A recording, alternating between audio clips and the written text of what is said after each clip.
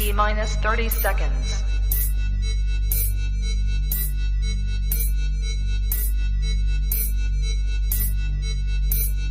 T minus 20 seconds.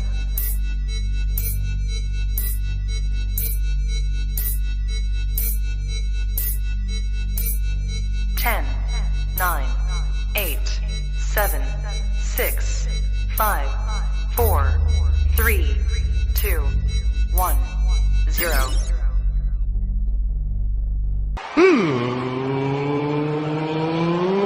Let's get ready to sucker!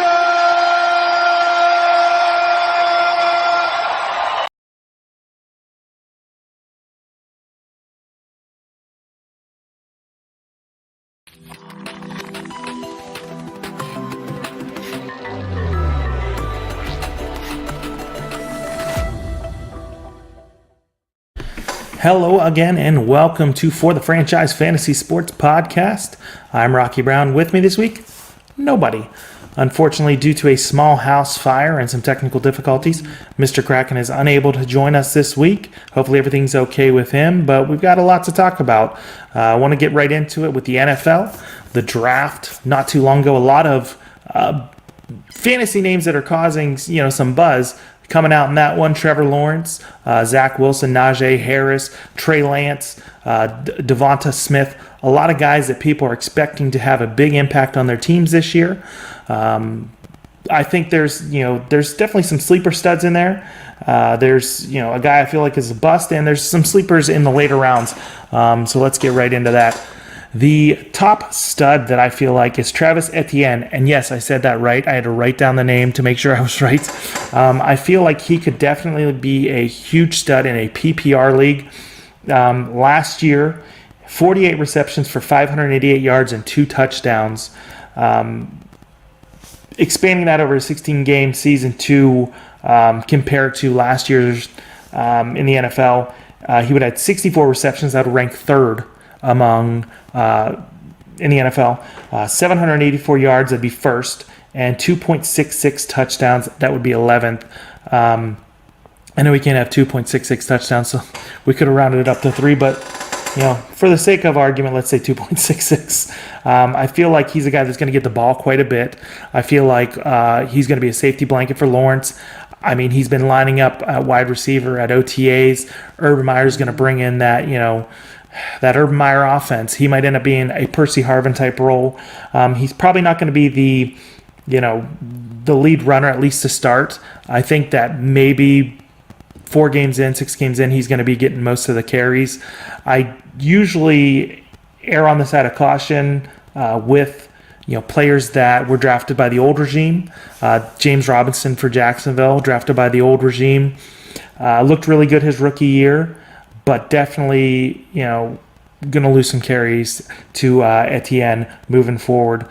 A guy I look at as a bust, Kyle Pitts. And that's not to say he's going to completely bust out of the NFL. I look at him as a fantasy bust. Right now in CBS, he is getting drafted around fifth tight end overall. So he's getting drafted before names like Goddard and Noah Fant and Hawkinson and Mike Gesicki. His stats in college were pretty good last year. 43 receptions for 770 yards, 12 touchdowns. But if you look at it really, each individual game, he had 3 games where he went over or had a multi-touchdown game. So that game against Mississippi, 5-5 Mississippi, 8 for 174 touchdowns. Against Kentucky, he had 3 touchdowns. They were 5 and 6 on the year. And then his last multi-touchdown game came against South Carolina, a 2-8 South Carolina team. He had 2 touchdowns. He did have a really good game against Alabama, and that kind of seems to be the measuring stick in college football. 7 for 129 and a touchdown. With Atlanta, I don't think Matt Ryan is going to suddenly get better losing Julio Jones. I don't think that's going to make the offense suddenly better, getting rid of Julio Jones. Kyle Pitts might get some more targets because of the absence of Jones, but the team's not going to be better. I don't see him having that huge year his first year. He might end up being a really good player, but I think he's getting drafted way too high. Maybe you draft him 5th in a dynasty league, but to me, that's just way too high right now for him. A player that I feel like is a sleeper, and I've got a couple of these, Michael Carter for the New York Jets. That might be a homer pick. I'm a New York Jets fan. The running backs they have, Tevin Coleman, Ty Johnson, LaMichael Pirine. Coleman, injured quite a bit. Ty Johnson's battled injuries. LaMichael Pirine, drafted by the last regime.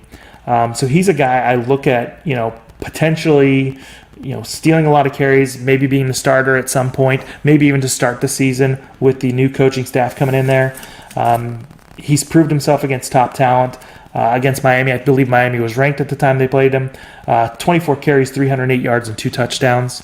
Against Notre Dame, which they got slaughtered, he went 8 for 57 for 7.1 average. I think on the season he might have averaged 8 yards a carry. So a really good year. And, Robert Saleh comes from that Shanahan coaching tree. Shanahan just produces running backs. Usually who's ever the lead back, he's going to go for 1,000. So he's somebody I definitely would keep an eye on. Another player I'd like to keep an eye on, Davis Mills, backup quarterback for the Houston Texans. It looks like Deshaun Watson's having some trouble there. Tyrod Taylor, as we know, he's somebody that if he's the starter, the backup, if he's a rookie, he's going to end up getting some time and maybe show out. Baker Mayfield, once he came in for Tyrod, kind of set the thing on fire. Last year, Justin Herbert, maybe the guy they view as the best quarterback from last year's draft, even over Joe Burrow after an excellent year he had. So maybe Davis Mills, even though he wasn't the great college quarterback,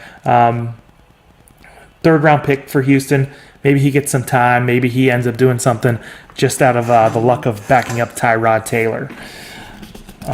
As the football season continues, we're going to have more with football. I just wanted to do a little bit as we gear up for the season. But right now, baseball's in full swing. So in honor of Mr. Kraken, we have the Busted or Bussin', and apparently Bussin' means good, he told me. I have no idea. Bussin' or Busted halfway point all-star teams for fantasy sports. With this, we both sat down. Unfortunately, he's not going to be here. We sat down and came up with a list of one catcher, one first baseman, a second baseman, shortstop, third base, 3 outfielders, starting pitcher, relief pitcher, and DH that either have underperformed or overperformed during this baseball season. For the catcher position, my busted player, James McCann. He's been battling a little bit of injuries. But overall, he hasn't really reached that 166 ADP, according to CBS. We use CBS ADP for this. 7 home runs, 29 RBIs, 247 average on that Mets team that everyone thought was kind of just going to explode. The home runs really aren't what people thought. So he's definitely underperformed his ADP. On our bussin' list, Yadier Molina. Now, his numbers are kind of similar to James McCann, 8 home runs, 38 RBIs, but this is somebody that people kind of wrote off for dead. He was 265 ADP, average draft position, according to CBS. But, this guy in his 100 millionth season, 38 years old, he is doing things that I don't think people expected, definitely producing over that ADP value. For first base, our busted player, Josh Bell. Josh Bell is someone that before the season, he was popping on the Bad X. I think a lot of players from the Washington Nationals were popping on that Bad X, Derek Carty's Bad X. You can look at that on Fangraphs. It's a great statistics predictor tool. But he was popping. He's battled injuries. He's only got 11 home runs, 37 RBIs, 37 average right now. Really not producing the fantasy numbers that you would have expected for someone in the at 108 ADP. Our bussin' player, Matt Olson. Matt Olson is just raking right now, and he was 66 ADP, so a little bit higher than some of the other ones on this list. But 20 home runs already. I wouldn't have expected him to be batting 282 right now. He's only struck out 55 times, so he's definitely somebody that I didn't expect those numbers from. I don't think a lot of people did, but right now he's absolutely killing it. Who knows if he can do that the rest of the season. At second base, Marcus Semien is our bussin' player.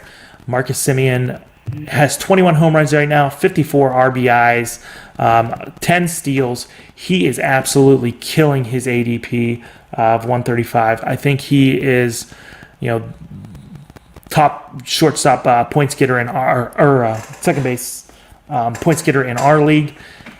Doing a great job. Really like him. Great lineup in Toronto. Our busted player, DJ LeMahieu, 7 home runs, 33 RBIs. He has multi-position eligibility, but unfortunately just not putting up the numbers that people had expected when he was drafted at 21 ADP according to CBS. Just not getting it done as much as people would have assumed he would be able to get it done this year. At shortstop, our busted player, Francisco Lindor. Lindor is really struggling. He went on a little hot streak recently, and he's still only batting .217. On-base percentage, .311. 9 home runs, 27 RBIs. People are really thinking he's probably not going to be the home run guy he was in Cleveland. I really think that he's not going to produce at the 15 ADP that he was drafted at before the season. He's a guy that I know that I'd be trying to get rid of if I had him in my league. The bussin' player, Brandon Crawford, 280 ADP. Brandon Crawford has 17 home runs. He has the most surprising stat line, I believe. Brandon Crawford's another player that people just wrote off for dead. 17 home runs, 52 RBIs, 264 average. I mean, he's a guy that really, no one thought much of. There were a few lists I saw that didn't even have him ranked ADP. He wasn't even getting drafted. So to see him doing this for San Francisco at 34 years old, it's great to see. Great fantasy story for this year, Brandon Crawford. For our third base, both these guys have multi-position eligibility. The busted player, Eugenio Suarez. He's a guy I have in my league. He's still hitting home runs. He's got 16 right now. But he's batting below the Mendoza line, 174 right now. He's not really getting on base a ton. He struck out 101 times. So if you're looking for anything other than home runs, stay away from Eugenio Suarez. For our bussin' player, Isaiah Kiner Falefa. He is a guy, Isaiah Kiner Falefa. I always mess up his name. He's a guy that I mess up his name all the time. He's got 6 home runs, 20 RBIs, surprisingly 15 steals, but he's got multi-position eligibility, and he's just a guy that I think if you have on your fantasy team, you love to follow. He's a guy that started off as a catcher. He's playing shortstop this year. He's stealing bases. It is certainly great to see him having a good year for the Texas Rangers. In the outfield, I'm just going to go with the busted list first. Busted, Mookie Betts. His ADP position was second. So getting drafted second, you're expecting a lot out of somebody. 5 home runs, 18 RBIs, 7 stolen bases. He's been injured a little bit, but just not producing where you would have expected him to produce beginning of the season. Another guy that's on this list because of injury, Mike Trout. 8 home runs, 18 RBIs. We don't know really when he's going to be back. He's on the 60-day IL. He's obviously a stud when he is playing, but that injury right now has him on the busted list. He might be a guy that you try to buy low if an owner is getting impatient. Him coming back, definitely try to buy some Mike Trout, and he will definitely help for the playoff push in your league. Another guy, Charlie Blackmon. I feel like Charlie Blackmon's that guy. He's got great StatCast numbers. StatCast, you could look that up. I believe it's an MLB site. It ranks the players, their projectile or percentile ranks for things like hard hit rate, expected batting average, expected slugging, stuff like that. And Charlie Blackmon's numbers, if you look at them, they look good. They looked really good at the beginning of the season, but they still look decent. But he's just not performing right now. I think age might have caught up to him. He also plays in Colorado. If you're a follower of baseball, you know that in Colorado, the ball tends to sail a little bit more. The numbers can be inflated for players that play on the Rockies. But Charlie Blackmon with 4 home runs, 38 RBIs, and a 259 average, just not getting it done with that 72 ADP. For our bussin' or good list, Jesse Winker makes the list. Winker is just a guy that you like to see do good. He was getting emotional when he found out that he made the All-Star team, which was just awesome to see. You love a guy that cares about the sport so much. 19 home runs, 48 RBIs, 317 batting average. He's another one of those Cincinnati Reds, along with Nick Castellanos, that are just killing the ball. Hopefully, they're a team that, to deviate from fantasy a little bit, they're a team that if they get hot pitching-wise, they could be dangerous if they can sneak into the playoffs. Another player we like, Brian Reynolds. Brian Reynolds for the Pittsburgh Pirates, and I think everyone thought that the Pittsburgh Pirates were just going to be a waste this year. They have a lot of guys that are doing decent in fantasy. Brian Reynolds exceeding the expected power numbers, I feel like. 15 home runs, 46 RBIs, a 314 average. He gets on base. That's one of the big things. A lot of leagues, they have, you get punished for guys that don't get on base. So someone that's batting 314, hitting home runs, does the little things, he's definitely someone you want on your team. He's a guy we like, and that's why he's on our bussin' list. The last outfielder we have, Teoscar Hernandez. Another guy that's been injured a little bit, but when he's playing, he's hitting home runs. I think in my league, which is a head-to-head points league, he's averaging around 3 points a game, according to what we use for our scores that we give out. 11 home runs, 47 RBIs, 5 stolen bases, a 300 batting average. He plays on that Toronto team that just seems stacked with Vladdy Jr., Bo Bichette, even Randall Grichuk. I like him, and George Springer's back. That team is definitely stacked. For our starting pitchers, the guy that's on our busted list, Jesus Luzardo. He has only started 6 games this year. He has been working out of the bullpen quite a bit. He's not a guy that, he's a guy before the season, his ADP was, 111 or 110, 110 ADP. So he was a guy that people had a lot of faith in. The Athletics always seem to produce pretty solid players, but he's just not getting it done. 2-4 record right now. And when he got moved to work out of the bullpen, I think he's definitely someone that earned their spot on the busted list. Our bussin' pitcher, a guy that I feel like he's gotten a little bit of Cy Young buzz. Granted, being in the National League with DeGrom this year, you're not going to win it, but he's got some Cy Young buzz. Kevin Gausman for the San Francisco Giants, 8-2, a 1.68 ERA. He's got 116 strikeouts. He is overperforming in every way imaginable.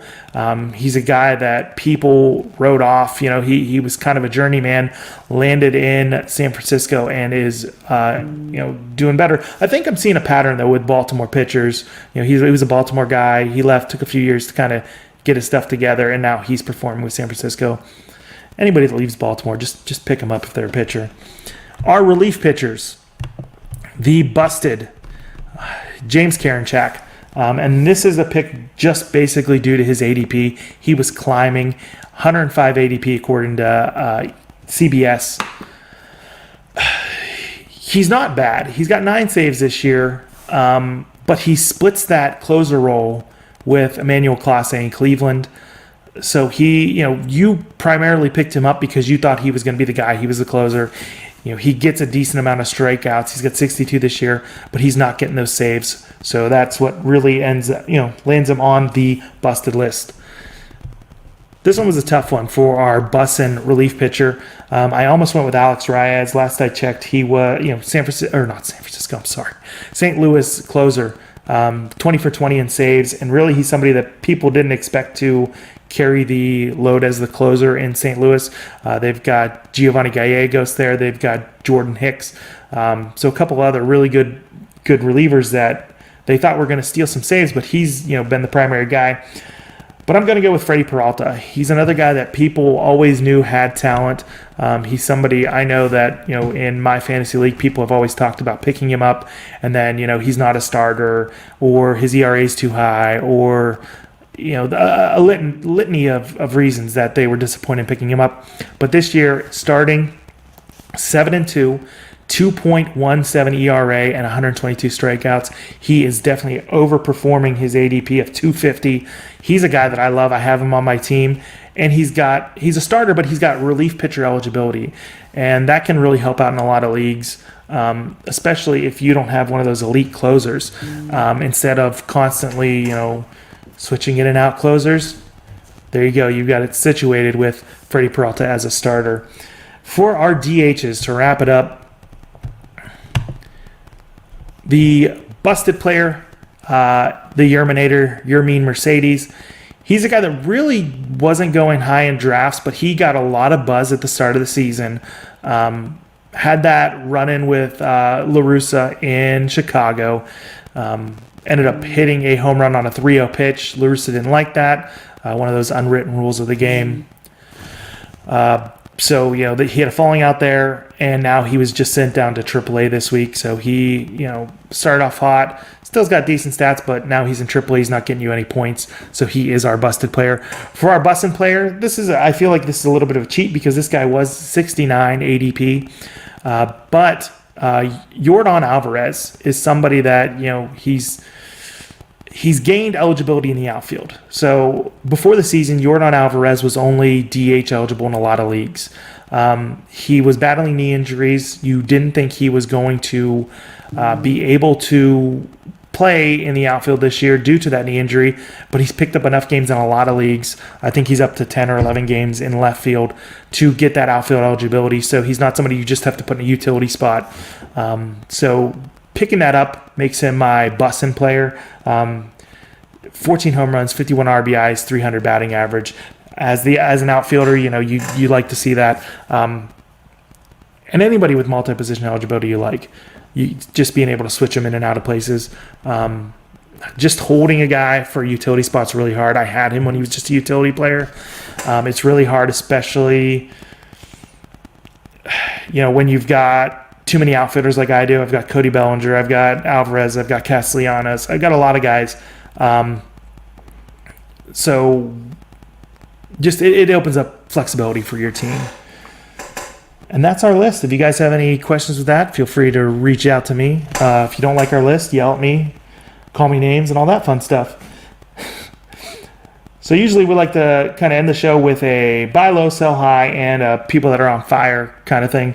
For the last week, guys that are on fire, Shohei Ohtani, 6 home runs, 10 RBIs, a 381 average, and 2 steals. Ohtani right now, he is, to me, the clear front runner for MVP. He, even out, he's leading the league in home runs, last I checked. And in some leagues, he's eligible as a pitcher too. Granted, he had a stinker the last time out. But he's definitely someone, if you can get him. Joey Gallo, 5 home runs, 8 RBIs, 438 average. He's heating up. Texas is one of those places when it gets hotter, the ball starts flying a little bit more.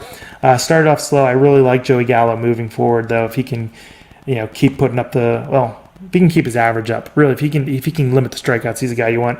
Elias Diaz, 4 home runs, 6 RBIs, 450 average.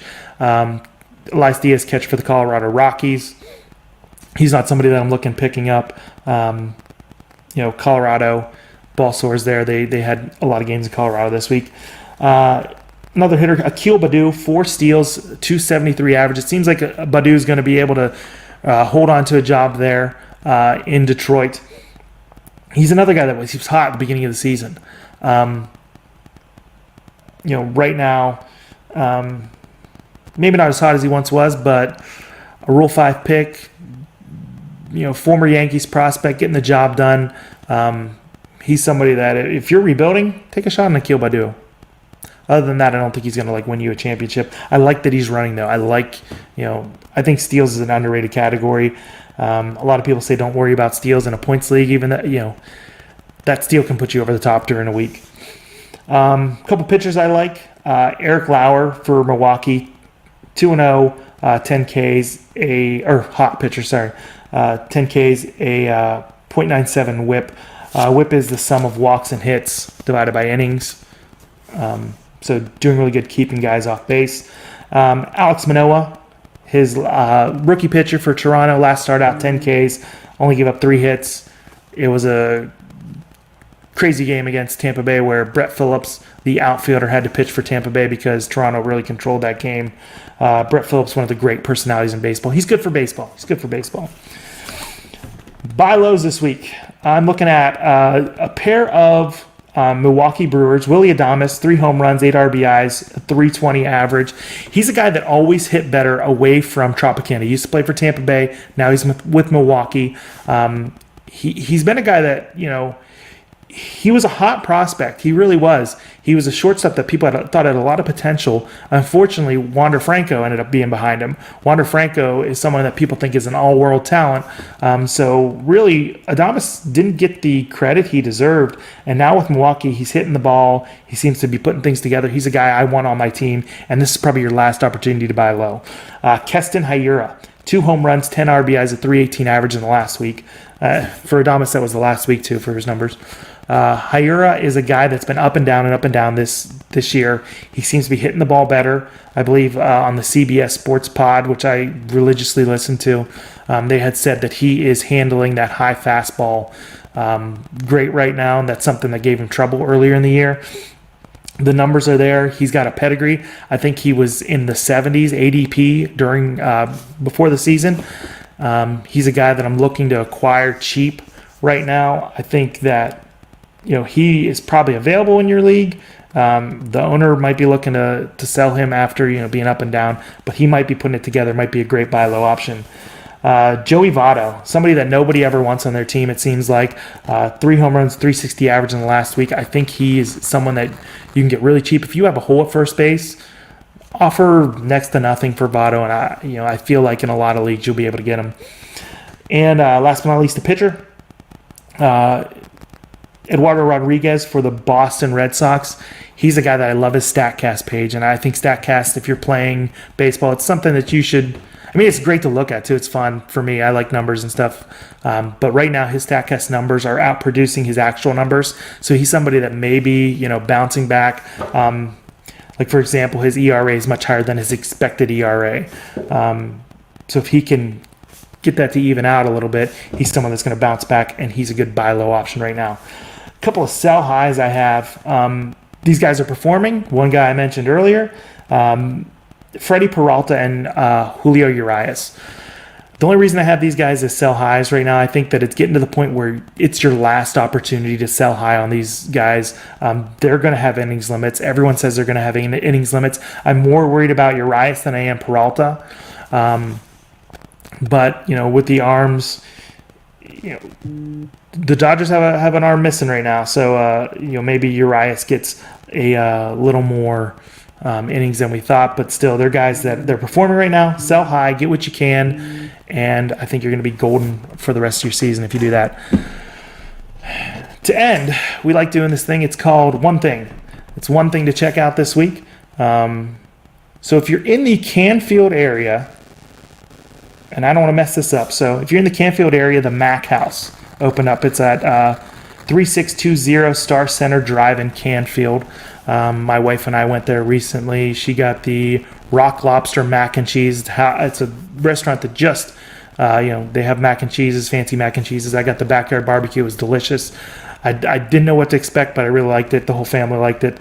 So check that out if you're in the Canfield area. And that's all we have this week. Hopefully you guys tune in next week. We'll have more. Hopefully I have a co-host here. I don't know if it'll be Mr. Kraken or who it'll be, but we'll see you guys next week. Have a good one.